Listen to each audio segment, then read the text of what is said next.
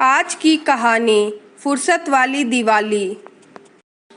मेघा अभी कमरे की खिड़कियों को पहुंच रही थी कि उसकी नज़र बाहर पटाखे जला रहे बच्चों पर पड़ी। वो चक्री के चारों ओर घूम घूम कर नाच रहे थे। वो अनजाने ही अपने अतीत में चली गई, जब वो और उसका छोटा भाई अनीश, छोटी बहन श्रेया इसी तरीके से चक्री के चारों तरफ नाचा करते थे। दिवाली के महीने भर पहले ही मम्मी पापा से फरमाइशें शुरू हो जाती। पापा, पिछली बार आप कितने कम पटाखे लाए थे, इस बार आप ज्यादा पटाखे लाना। उस सामने वाले बिल्लू को सबक सिखाना है। पिछली बार याद नहीं कितनी इतर दिखा रहा था। अनीश ने मुंह बनाते हुए कहा, मम्मी इस बार मुझे वो पिंक वाली फ्रॉक चाहिए। श्रेया ने भी फरमाइश रख दी। रखे भी क्यों न, ये उनका पसंदीदा त्योहार जो था। हर साल वो दिवाली का बेसब्री से इंतजार करते। नए कपड़े, पटाखे, ढेर सारी मिठाई और रिश्तेदारों से मिलने वाले लिफाफे। पापा की भी कपड़ों की दुकान थी। त्योहार में ग्राहकी अच्छी होती थी तो बच्चों की फरमाइश भी पूरी हो जाती। जैसे ही दिवाली के दिन पास आते, मम्मी सबको काम में लगा देती। दिवाली की सफाई एक अभियान होता जिसमें सभी जुटते, पापा भी। हम बच्चा पार्टी की नज़र तो निकलने वाले सामान पर होती कि पता नहीं कहाँ से कोई खजाना निकल जाए। सच कहूँ तो दिवाली की सफाई में भी बड़ा मज़ा आता। जब घर में रंग होता तो वो हमारे लिए सबसे बड़ी सौगात होती। घर की दीवार मानो ड्राइंग की कोई किताब बन जाती। माँ आसपास की आंटियों से मिलकर नई नई मिठाइयों की रेसिपी सीखती और बनाकर हमें खिलाती। दिवाली की छुट्टियों का बेसब्री से इंतजार रहता। स्कूल में मिला होमवर्क 2 दिन में सल्टा लेते ताकि दिवाली का खुलकर मजा ले सकें। दिवाली का शाम को पूरे मोहल्ले में एक कंपटीशन से होता कि कौन अपने घर सबसे ज्यादा दिए जलाता है और सबसे सुंदर रंगोली किसने बनाई है। मोहल्ले की महिलाएं 2 दिन पहले ही अपने हाथ सुर्ख मेहंदी से सजा लेती। मुझे और श्रेया को भी कितना शौक था मेहंदी का। माँ के हाथ में मेहंदी हम दोनों ही लगाती। दिवाली के दिन पूजा का बेसब्री से इंतजार रहता क्योंकि उसके बाद ही तो पटाखे जलाने को मिलते। पूरे मोहल्ले क्या पूरा शहर पटाखों की गूंज से गुंजायमान हो जाता। आसमान में रॉकेट जब चलते यूं लगता किसी ने खूबसूरत रंगोली उकेर दी हो। ऐसा लगता था काश ये दिन खत्म ही न हो। मेघा कौन से ख्यालों में खोई हो।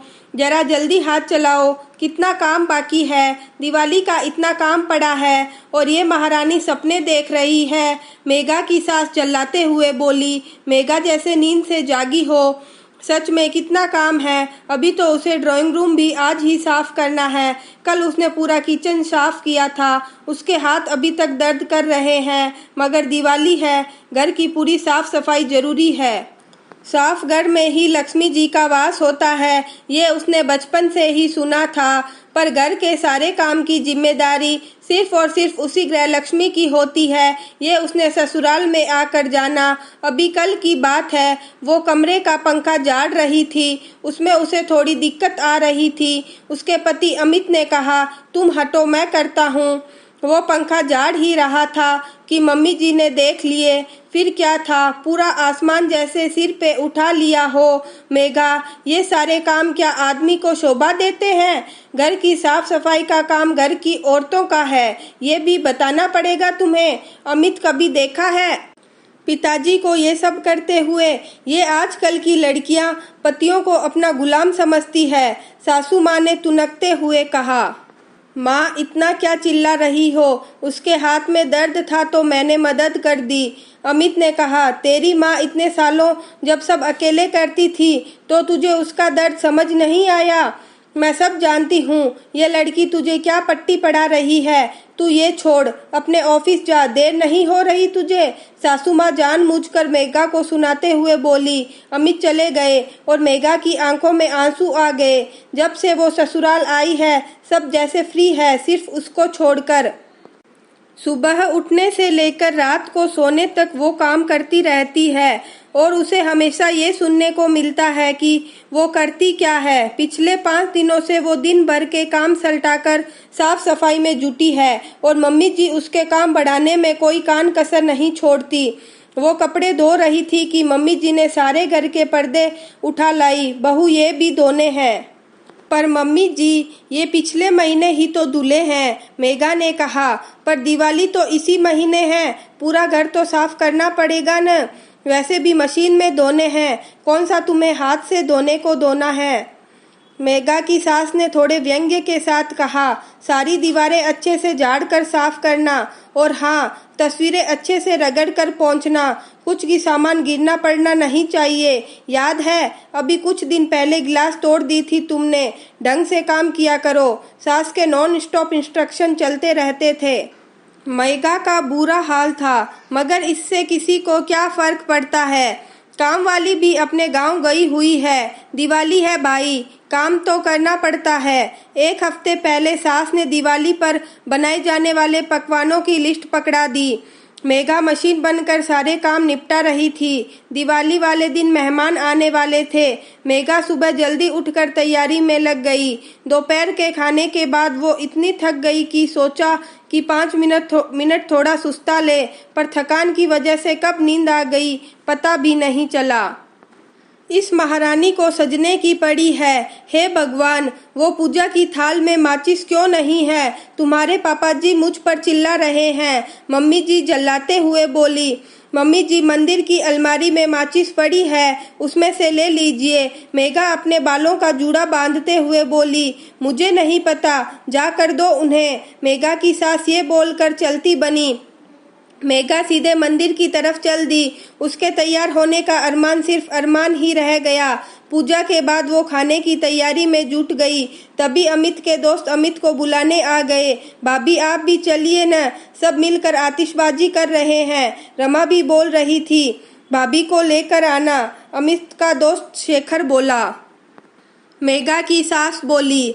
शाम तक मेघा कामों में ही उलझी रही। अमित ने उसे एक नई साड़ी ला कर दी थी। मेघा ने सोचा था कि वो आज अच्छे से तैयार होगी, जैसे वो हर साल होती थी। अरे बहू, जल्दी करो, पूजा का समय हो रहा है। सुबह से यहाँ वहाँ घूमे जा रही हो। मेघा की सास बोली। मम्मी जी, मैं 5 मिनट में आई, मेघा अपने कमरे की तरफ जाते हुए बोली, और अमित की दी हुई साड़ी पहन रही थी कि मम्मी जी ने जोर से दरवाजा खटखटाया। मेघा ने फटाफट से साड़ी लपेटी और दरवाजा खोला। इस महारानी को तो तीज त्योहार पर भी सोने की पड़ी है। अरे बहू मेघा, शाम की तैयारी नहीं करनी क्या? कैसे नींद आ सकती है तुम्हें? घर में इतना काम पड़ा है और तुम हो कि घोड़े बेचकर सो रही हो। नए दिन के दिन तो कम से कम काम कर लो। मेघा की सास उस पर चिल्लाते हुए बोली। मेघा को बहुत बुरा लगा, पर उसने सिर्फ इतना बोला, मम्मी जी, वो सिर दर्द कर रहा था तो 5 मिनट लेट गई। हो गए न 5 मिनट, अब चलो पूजा के सारे सामान को अच्छे से लगा दो। बाद में दियों के लिए बाती तैयार कर लेना, शाम होते ही पूरे घर में दिए जलाने हैं। नहीं बेटा, तुम जाओ अमित के साथ। अभी तो अमित के पापा ने खाना भी नहीं खाया, अभी बहुत से काम बाकी है। कल सुबह 4 बजे उठकर भगवान को भोग लगाना है, उसकी भी तैयारी करनी है। मेघा के कुछ बोलने से पहले ही उसकी सास ने जवाब दे दिया। अमित अपने दोस्तों के साथ चला गया। मेघा, पूड़ियाँ तल लो, मैं और तुम्हारे पापा जी खाना खा रहे हैं, फिर कल सुबह पूजन की तैयारी कर लेना। अभी भी कितना काम पड़ा है, हे भगवान। मेघा की सास सिर पर हाथ रखते हुए बोली।